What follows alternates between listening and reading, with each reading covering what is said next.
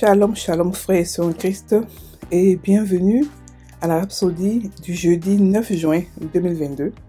Rhapsodie écrite par le pasteur Chris Oyakilome et la lecture vous est offerte par les vérités de l'évangile. Le thème d'aujourd'hui est la prière et la parole déclarée. Le verset de Éphésiens 6 verset 17 qui nous dit « Prenez aussi le casque du salut et l'épée de l'esprit qui est la parole de Dieu. » Alléluia. Le pasteur qui dit, dans Éphésiens 6, versets 10 à 18, tout ce que l'apôtre Paul a énuméré est relatif à la partie protectrice de notre armure. Le seul outil offensif est l'épée de l'esprit qui est le rhéma de Dieu. Alléluia. La parole de Dieu qui est prononcée de votre bouche, l'extériorisation de la parole inspirée de Dieu concernant le moment de la saison. Cela s'apparente à la description que l'apôtre Jean a faite du Seigneur dans Apocalypse 1, verset 12, verset 16. De sa bouche sortait une épée aiguë à deux tranchants. Nous trouvons une expression similaire dans Apocalypse 2, verset 16. Je viendrai à toi bientôt, et je les combattrai avec l'épée de ma bouche. Cela ne signifie pas qu'une épée sort de sa bouche, mais plutôt il s'agit de la parole de Dieu. Maintenant, observez le lien entre le 17e et le 18e verset d'Éphésiens 6, dans la partie en gras. Prenez aussi le casque du salut et l'épée de l'esprit qui est la parole de Dieu. Faites en tout temps par l'esprit toutes sortes de prières et de supplications. Veillez à cela avec une entière persévérance et priez pour tous les saints. Vous voyez, il dit, pendant que vous déclarez la parole et que vous passez à l'offensive contre l'adversaire, priez pour tous les saints. Il met l'accent sur la prière et la parole déclarée. Donc, déclarez toujours la parole de Dieu et priez pour que le peuple de Dieu soit fortifié et encouragé afin de continuellement occuper sa place en tant qu'agent de changement dans les nations du monde. Que Dieu soit loué. Alléluia. Fin de la Rhapsodie. Ici, le pasteur nous parle de ce que nous avons, qui nous appartient, qui est une épée, c'est-à-dire que le rhéma, la révélation de Dieu, la parole de Dieu qui est prononcée dans notre bouche, qui est révélée, qui nous a été révélée par inspiration de Dieu et qui sort de notre bouche, le rhéma. La parole de Dieu a deux noms. La parole logos qu'on lit dans la Bible et la parole révélée, c'est-à-dire que la signification cachée que le Saint-Esprit a mis derrière pendant qu'il écrivait la parole. Et ça, c'est le rhéma. Le rhéma, c'est la parole là qui est la plus puissante. Le logos ne fait rien. Le logos tue. Mais le rhéma, c'est celle-là qui est vivante. C'est-à-dire que c'est la parole de Dieu. Lorsque vous la déclarez, automatiquement, elle ne peut pas ne pas s'accomplir. Et ici, le pasteur nous parle de la prière accompagnée de rhéma. C'est-à-dire que accompagnée de l'inspiration, de la révélation qui est derrière, mais aussi que vous parlez, vous criez. Donc, il parle ici de la prophétie. Lorsque vous priez et vous recevez quelque chose de Dieu, vous prophétisez pour établir ça en tant que roi, en tant que sacrificateur. Ce que vous devez faire, c'est établir ce que vous avez reçu dans le physique avec votre prophétie, avec la parole que vous avez reçue. Vous criez, vous apportez, vous appelez cela à l'existence.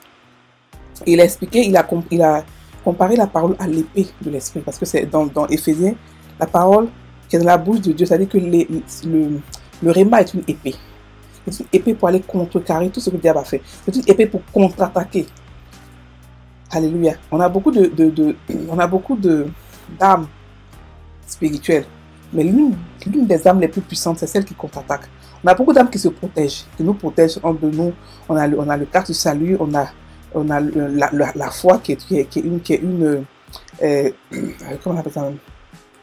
J'ai oublié, mais qui nous protège.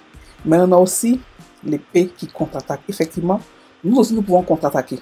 Si nous avons été, par exemple, attaqués par la sorcellerie, nous pouvons contre-attaquer, d'abord chasser l'effet de la sorcellerie, chasser l'esprit, mais aussi contre-attaquer, c'est-à-dire que pas forcément mettant en envoyant un retour à l'envoyeur, non, mais en contre-attaquant pour pouvoir mettre la confusion dans le camp de Satan, la confusion dans le camp des sorciers, la confusion, casser leurs yeux spirituels, arrêter leurs yeux spirituels pour ne pas qu'ils voient tout et arrêter pour que leur cœur aussi se prépare à recevoir l'évangile. Parce que tout sorcier est aussi candidat à l'évangile.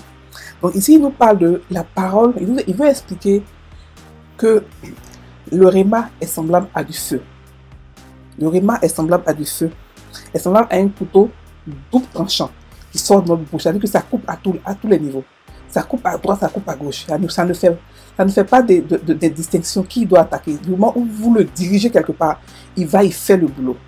Alléluia. Et il établit des lois. Il fait des choses extraordinaires. Donc, frère, c'est quand vous commencez à prier en langue, si vous avez un souci, quelque chose, je vous dis toujours qu'un seul problème peut être réglé de plusieurs manières. Vous avez un problème, vous pouvez commencer par la prière, surtout la prière en esprit, qui est la prière en langue. Et ensuite, pendant que vous priez, vous aurez des visions, vous aurez des réponses de Dieu, vous aurez plein de choses, vous aurez des révélations. Si vous priez aussi sur la parole de Dieu, c'est-à-dire que vous méditez la parole de Dieu, vous commencez à prier et vous commencez à faire sortir le réma, ce que Dieu vous donne pendant la méditation. Et vous commencez à établir des décrets. Vous commencez à changer les situations que vous voulez voir. On a tous ce pouvoir en tant que chrétiens de changer n'importe quelle situation. Il suffit d'être au courant de ce que nous sommes. Il suffit d'être au courant de ce que nous possédons, de ce que nous avons. Et une des choses que nous avons, c'est aussi ça, de changer nos circonstances, de dessiner notre avenir avec la parole de Dieu, avec le réma de Dieu.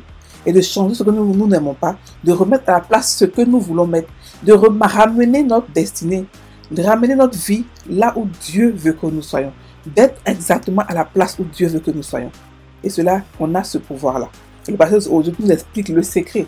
Le secret, c'est prier et puis déclarer des paroles. Déclarer des paroles. Et il nous dit aussi une chose qui est importante. Nous sommes tous des intercédeurs. Tous les chrétiens sont des intercédeurs. Donc nous devons prier les uns pour les autres. C'est ça qui fait l'amour du corps du Christ. Donc lorsque nous prions pour une église ou pour une nation, n'oublions pas surtout de mettre des décrets. Quand nous faisons de prier, nous pouvons envoyer des anges là-bas pour pouvoir tout détruire, pouvoir prendre la place des démons. Nous pouvons établir la vérité de Dieu là-bas. Nous pouvons prier afin que la maturité se passe là-bas. Nous pouvons faire des choses extraordinaires pendant que nous prions. Parce que quand le chrétien prie, il met à sa propre disposition la puissance de Dieu. Et cette puissance-là fait beaucoup de changements. Donc lorsque vous priez en langue et que vous êtes rempli de Dieu, commencez à prophétiser sur ce que vous priez. Commencez à bénir sur lequel vous priez. Commencez à dire ce que vous voulez voir sur la chose pour laquelle vous priez. Parce que là, vous êtes maintenant à votre plus haut niveau de déité, votre plus haut niveau de divinité. Donc vous pouvez déclarer les choses viennent à l'existence. Parce que c'est ce que nous sommes. Alléluia. C'est ça qui parle. Et ici, il dit aussi de prier aussi pour les saints. De la même manière que dans la bouche de Christ, il y a une épée à double tranchant qui sort. De la même manière aussi, nous aussi, on a cette épée. L'épée, c'est la même épée, c'est la parole de Dieu. C'est la révélation de la parole de Dieu. C'est le réma. Alléluia. Donc, on va prendre maintenant la prière. Cher Père, je suis pleinement équipé et fortifié avec toute l'armure de Dieu. Et je suis fort dans le Seigneur et dans la force de sa puissance.